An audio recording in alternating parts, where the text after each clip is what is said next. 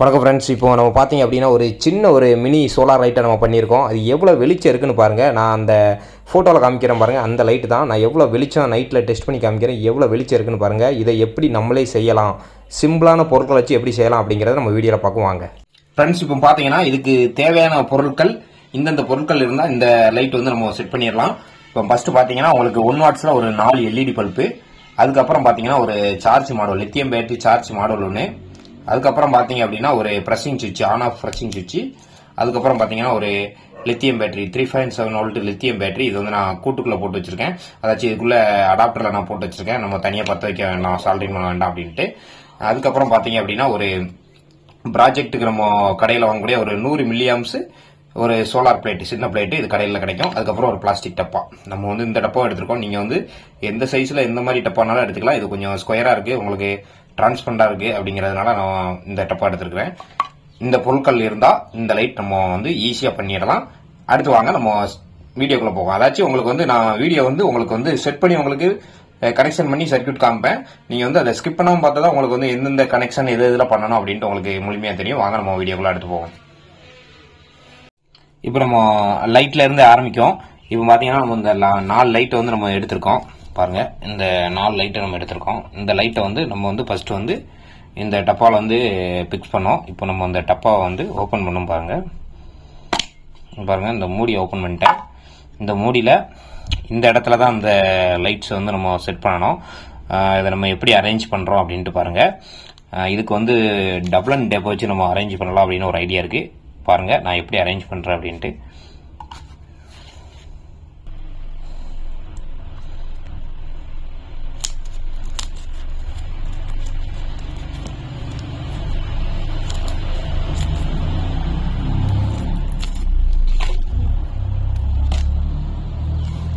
பாருங்க, நம்ம அந்த டேப் எடுத்துருக்கோம். இந்த அளவுக்கு கட் பண்ணிட்டு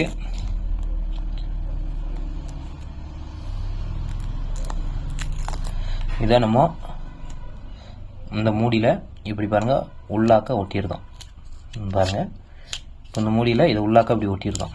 இப்போ மூடிக்குள்ளே இப்படி டபுள் அண்ட் டேப் இப்படி இருக்கும் பாருங்கள். இதுக்கு அடுத்து நம்ம என்ன செய்ய போகிறோம்னா, இந்த பல்பை வந்து நம்ம வந்து பேரலாக கனெக்ஷன் பண்ணலாம். அதாச்சு நான் இப்போ விரலில் வச்சு காமிக்கிறேன் பாருங்கள். இந்த மாதிரி பேரலாக கனெக்ஷன் பண்ண போகிறோம்.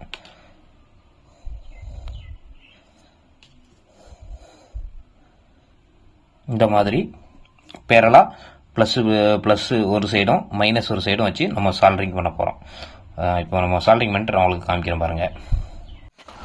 இப்போ பார்த்தீங்கன்னா நம்ம வந்து ஒரு ஒயரை வந்து கட் பண்ணி அதில் உள்ள கம்பியை வந்து நம்ம எடுத்துருக்கோம். ஏன்னா அதை வந்து அப்படி பேரலாக ப்ளஸ் அப்படின்ட்டு கனெக்ட் பண்ணுறதுக்கு. இப்போ ஃபஸ்ட் லைட் எடுத்து ப்ளஸ் பின்னில் வந்து ஒரு லாக் பண்ணுவோம், ஒரு சுற்றி அதில் லாக் பண்ணிக்கிட்டு இப்போ அடுத்த லைட்டு பாருங்கள். அடுத்த லைட்டும் அதே மாதிரி ப்ளஸ் கம்பியில் அந்த ஒயர் கம்பியை லாக் பண்ணுறோம், ஒரு சுற்றி லாக் பண்ணி வைக்கிறோம்.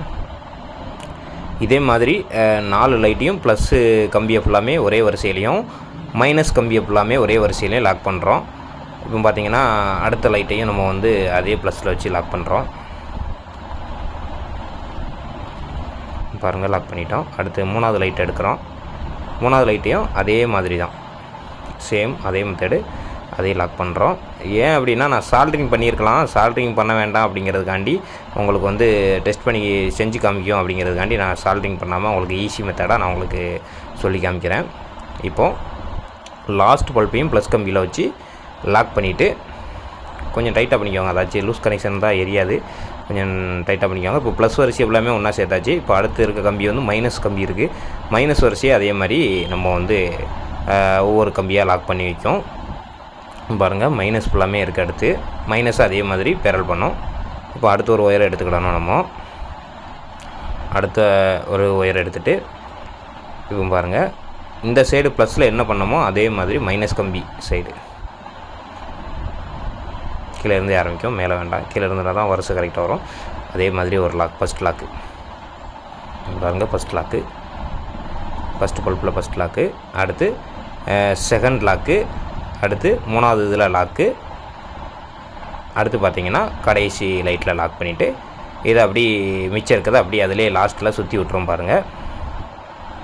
என்ன ஒன்று டச் பண்ணிடக்கூடாது. அதாச்சும் ப்ளஸ் கம்பி மைனஸ் கம்பியில் டச் பண்ணிடக்கூடாது, மைனஸ் கம்பி ப்ளஸ் கம்பியில் டச் பண்ணிடக்கூடாது. அதே மாதிரி விலக்கி வச்சுக்கிடணும். பாருங்கள், இப்போ நம்ம பேரலாக 4 லைட்டையும் கனெக்ஷன் பண்ணிட்டோம். இப்போ இதைத்தான் நம்ம வந்து அந்த மூடியில் வந்து நம்ம ஒட்ட போகிறோம்.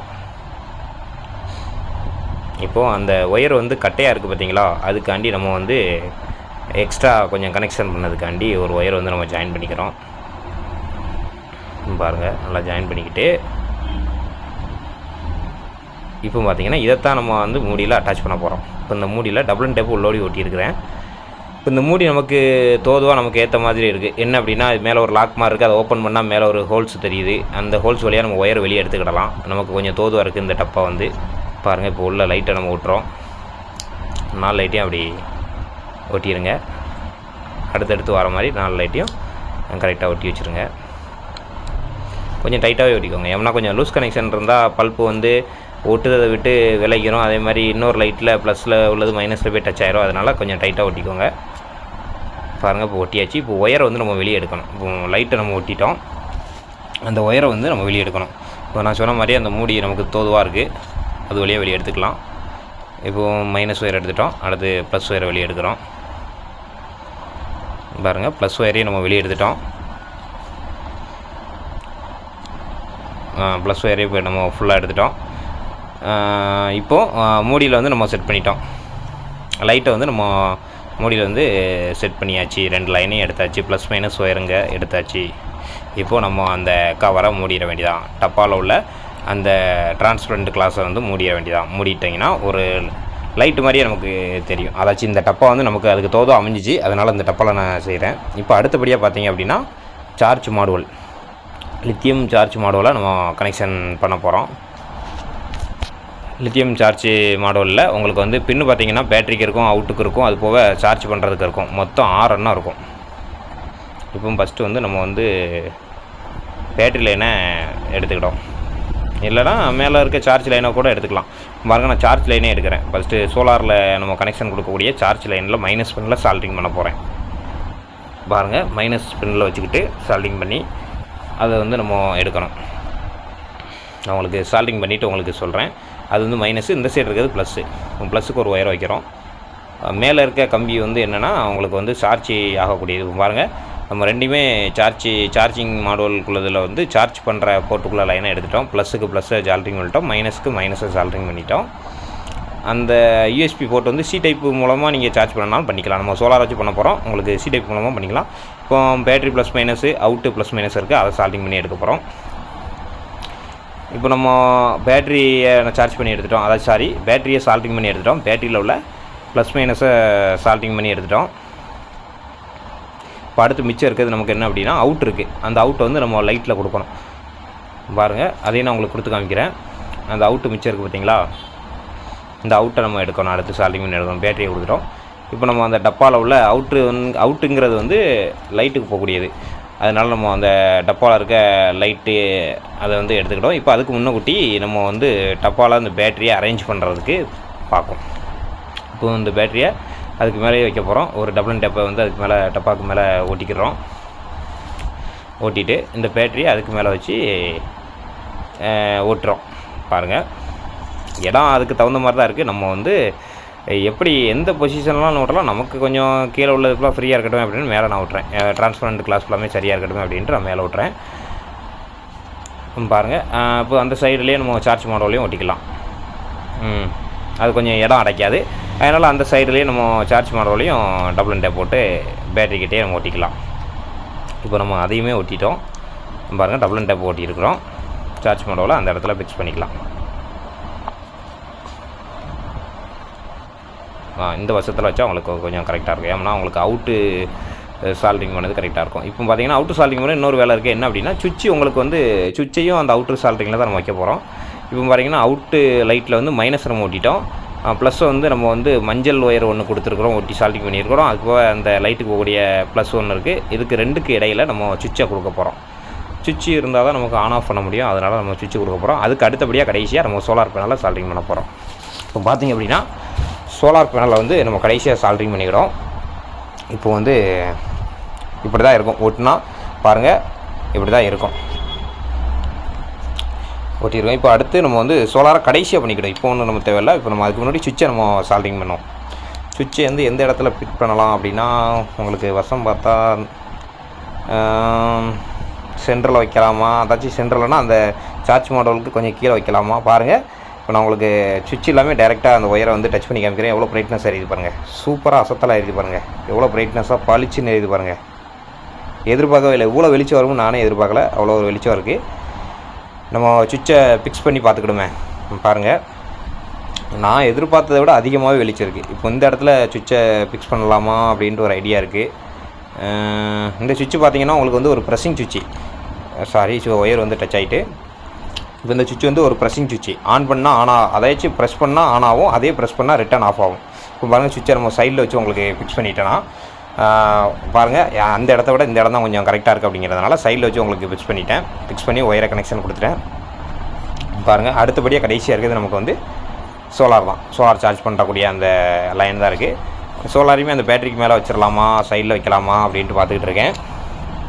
சைடில் வச்சு அவங்களுக்கு வந்து வெளிச்சம் சரியாக படாது. அதனால் நம்ம மேலே வைக்க கொஞ்சம் பெஸ்ட்டாக இருக்கும்னு நினைக்கிறேன். மேலேயே நம்ம ஃபிக்ஸ் பண்ண பார்க்கலாம். பாருங்கள், மேலேயே நான் ஃபிக்ஸ் பண்ணிட்டேன். மொத்த செட்டப்பு ஃபிக்ஸ் பண்ணதுக்கப்புறம் இப்படி தான் அங்கே இருக்கும். எப்படி இருக்குன்னு பாருங்கள். ஒரு சின்ன டப்பாவில் நம்ம வந்து நம்மளே ஆல்ட்ரேஷன் பண்ணி ஒரு சோலார் சார்ஜ் லைட்டை நம்ம கொண்டு வந்திருக்கோம். ஒரு மினி சோலார் கண்ணாடி போட்டு ஒரு மினி லைட்டை கொண்டு வந்திருக்கோம். இப்போ ஆன் பண்ணி காமிக்கிற பாருங்கள், எவ்வளோ பளிச்சுன்னு எரியுது பாருங்கள். இந்த வெளிச்சத்தை நான் எதிர்பார்க்கவே இல்லை. எவ்வளோ ஒரு 4 லைட்டு தான், 1 வாட்ஸில் 4 லைட்டு, மொத்தமே 4 வாட்ஸ் தான். வெளிச்சத்தை பாருங்கள், பளிச்சுன்னு இருக்கும். எவ்வளோ ஒரு பளிச்சுன்னு எரியுது பார்த்தீங்களா.